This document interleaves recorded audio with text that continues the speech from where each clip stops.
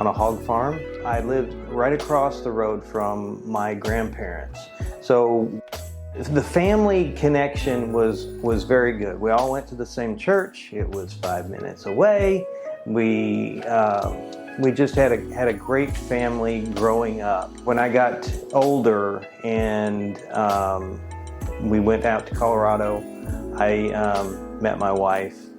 We moved to Texas, and we fortunately lived close to the kids' grandparents at that point. And so the family system was all together.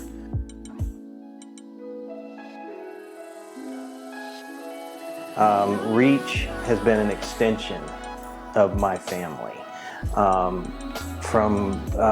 Like I said, from Iowa, we all went to the same church.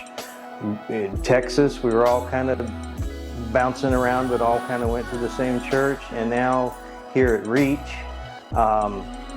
it's been amazing to be able to work and grow a family here at church. Not only blood relatives, but the whole family system.